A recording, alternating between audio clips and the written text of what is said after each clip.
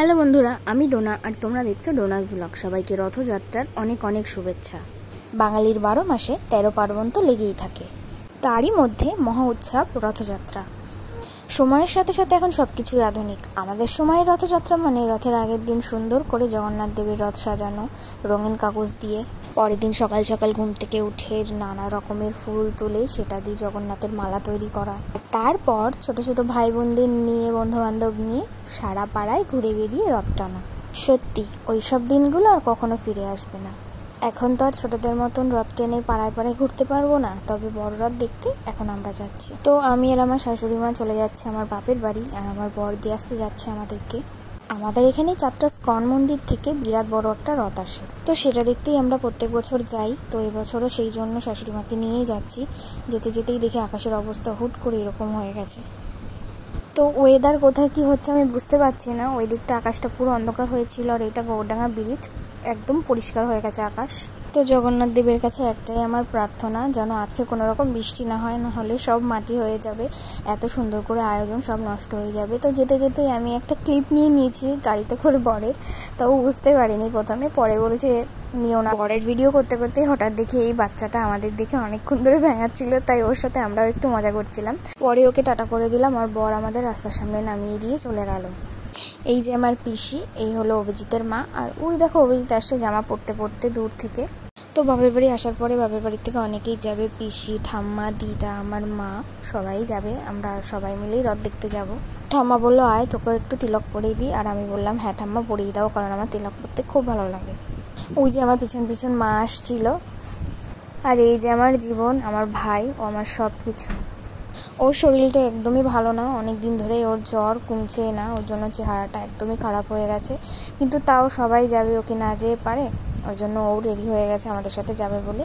তো আমরা সবাই হেঁটে হেঁটে এখন যাচ্ছিলাম, পিসি, আমি, শানু, পিছনে মা, ওরা আসছিল অনেকটাই দূরে।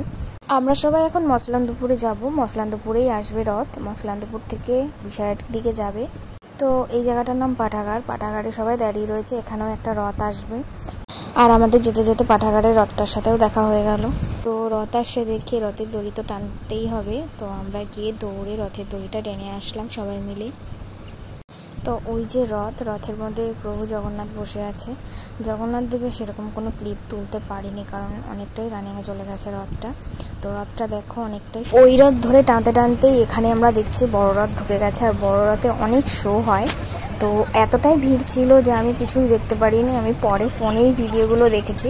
তো দেখলাম সেখানে অনেক আনন্দ হচ্ছিল। আর আমরা যে সবাই একসাথে গেছিলাম, কেউ আর একসঙ্গে ছিলাম না, সবাই ছাড়াছাড়ি হয়ে গেছিলাম, কারণ এতটাই ভিড় ছিল, ওখানে দাঁড়ানোর মতন কোনো জায়গা ছিল না।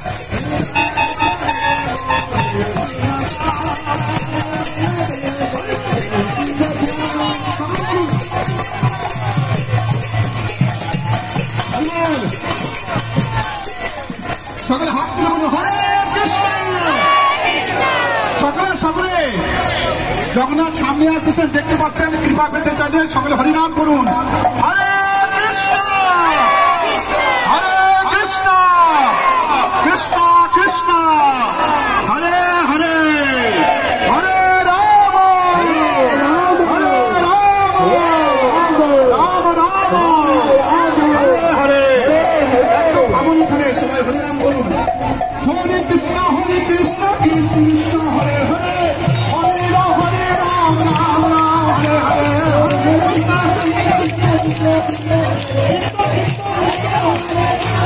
এইবারই অপেক্ষার অবসান, সেই মহামূল্যবান সময়, শ্রী প্রভু জগন্নাথের দর্শন সবাই করো।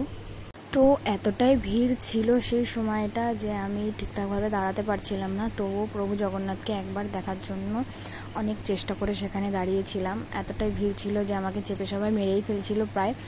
তো অনেক কষ্ট করে ভিডিও ক্লিপটা নিয়েছি। তোমরা সবাই প্রভু জগন্নাথের দর্শন করো।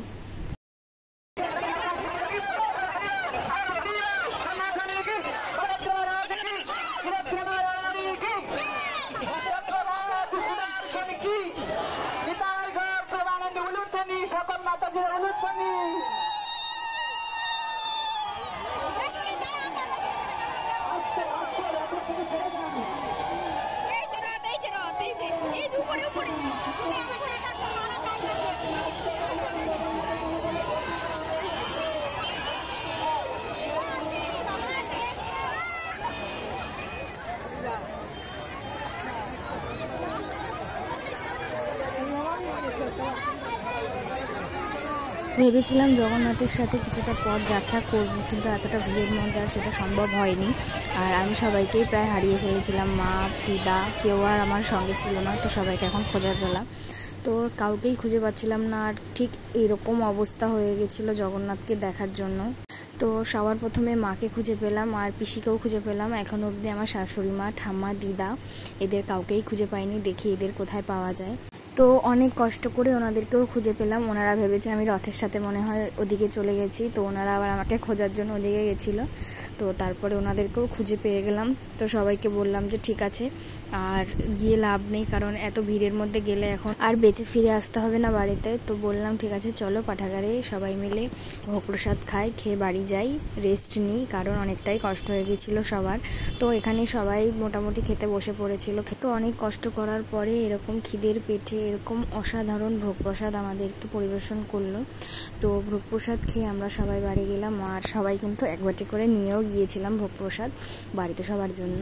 তো এই ছিল মহাপ্রভু জগন্নাথের ব্লগ। তো ভিডিওটা ভালো লাগলে অবশ্যই সবাই একটা লাইক, কমেন্ট, শেয়ার আর সাবস্ক্রাইব করে দিও। টাটা।